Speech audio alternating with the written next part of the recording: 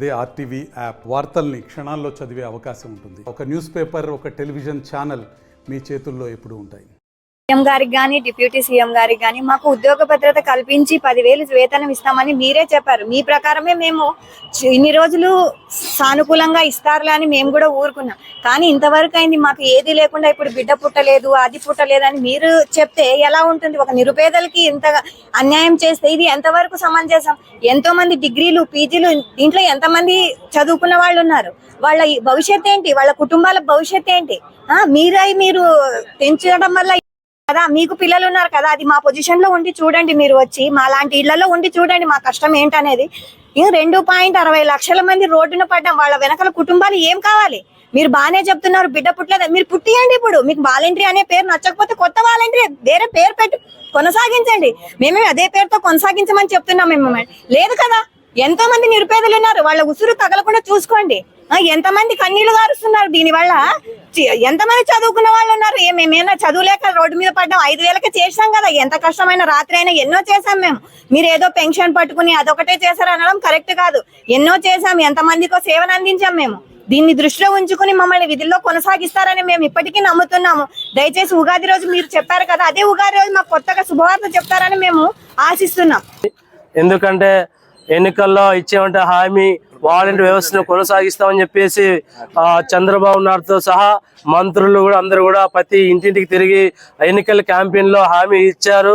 ఖచ్చితంగా మేము అధికారంలోకి వస్తే 5,000 నుంచి 10,000 జీతం చేస్తాం, మీకు 5,000 ఏమిటికి అవుతాయి అని చెప్పేసి కూడా చెప్పి ప్రతి ఒక్కరితో మాట్లాడడం కూడా జరిగింది. కానీ ఈరోజు ఎన్నికల్లో గెలిచిన తర్వాత 6 నెలలు గడుస్తున్నప్పటికీ ఇంతవరకు వాలంటీర్లకు 6 నెలల పాటు వేతనాలు ఇవ్వకుండా, వాలంటీర్ వ్యవస్థను కొనసాగించకుండా, వాలంటీర్ వ్యవస్థనే లేదు, అసలు పేరే లేదని చెప్పేసి చెప్పడానికి చాలా దుర్మార్గమైన ఆలోచన. దీన్ని కూడా పునరుద్ధరణ చేసుకోవాల్సిన అవసరం అయితే ఈరోజు ఉంది. ఎందుకంటే ఈరోజు మీ వీడియో క్లిప్లు కూడా చాలా ఉన్నాయి. ఎన్నికల్లో మీరు ఇచ్చిన హామీ నిర్వహించకపోతే రాబోయే స్థానిక ఎన్నికల్లో కానీ, ఎమ్మెల్సీ ఎన్నికల్లో కానీ ఖచ్చితంగా మా ప్రతాపం ఏంటో చూపిస్తాం. ఈ రాష్ట్రంలో 2,60,000 మంది వాలంటీర్లు తీసుకోకపోతే విధుల్లోకి ఖచ్చితంగా వాలంటీర్ వ్యవస్థ అనేది ఎలా ఉంటుందో చూపిస్తాం. ఎందుకంటే ఆల్రెడీ ఈ రాష్ట్రంలో 16 లక్షల మంది నిరుద్యోగులు ఉన్నారు. ఇప్పుడు అదనంగా 2,60,000 మంది దగ్గర 20 లక్షల మంది రాష్ట్రంలో అన్ఎంప్లాయ్డ్ గా ఈరోజు ఏర్పడే పరిస్థితి ఉంది. ఆ రోజు ఇప్పటికీ ఇచ్చిన హామీని అమలు చేయకపోతే ప్రతి ఒక్క చోట కూడా మాట్లాడి వాలంటీర్లు హీనంగా మాట్లాడడం చాలా దుర్మార్గమైన ఆలోచన. వాలంటీర్ వ్యవస్థ ఎలా పనిచేసిందో అందరూ కూడా చూశారు. కరోనా టైం నుంచి ఎన్ని ఇబ్బందులు ఉన్నా వాలంటీర్లు అన్ని పనులు విడిచిపెట్టి ప్రజలకు సేవ చేశారు. ప్రభుత్వ పథకాలు ఈరోజు ప్రతి ఇంటికి అందినాయంటే అది వాలంటీర్ వ్యవస్థ ద్వారా. సచివాలయంలో 10 మంది ఉంటే ఒకే వాలంటీరే పనిచేసేటువంటి దుస్థితి ఉండింది.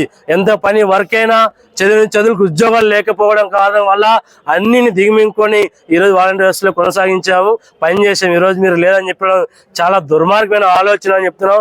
నారా లోకేష్ గారు ఈయన మాట్లాడే విషయాల్ని ఒక్కసారి తన మాట్లాడిన విషయాలు కూడా పునరుద్ధరణ చేసుకోవాల్సిన అవసరం ఉంది. నేను ఆ ఎన్నికల ముందు ఏం హామీ ఇచ్చాను, ఇప్పుడు ఏం మాట్లాడుతున్నాను అనేది కూడా ఆలోచన చేయాల్సి ఉంది. కావాలంటే నువ్వు కమిషన్ వేసి వాలంటీర్ వ్యవస్థలు ఎంతమంది ఏం చదువుకున్నారు కూడా నువ్వు ఎంక్వైరీ చేస్తే ఆల్మోస్ట్ గ్రాడ్యుయేట్స్ దీంట్లో ఉన్నారు.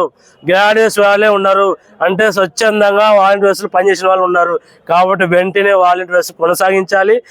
వెంటనే 10,000 ఇచ్చి జీతాలు ఇస్తూ ఉద్యోగ భద్రత కల్పించాలి. డిప్యూటీ సీఎం గారికి మా యొక్క నమస్కారాలు. మేము గత 5 సంవత్సరాల నుంచి వాలంటరీ వ్యవస్థను కొనసాగిస్తారని అంటున్నారు. గత కూటమి ప్రభుత్వంలో ఇచ్చిన మాట మాకు ఇప్పుడు నెరవేర్చాలి. మాకు అదే 10,000 ఇస్తామని అమలు చేశారు కాబట్టి మాకు ఉద్యోగ భద్రత కల్పించాలి. గత 8 నెలలు పడ్డ బకాయి పన్నులు కూడా మాకు వెంటనే చెల్లించాలి, విధుల్లోకి తీసుకోవాలి. మరిన్ని వీడియోస్ కోసం ఛానల్ ని సబ్స్క్రైబ్ చేయండి. లేటెస్ట్ అప్డేట్స్ కోసం వాట్సాప్ ఛానల్ ని ఫాలో చేయండి. అండ్ లింక్ డిస్క్రిప్షన్ లో ఉంది.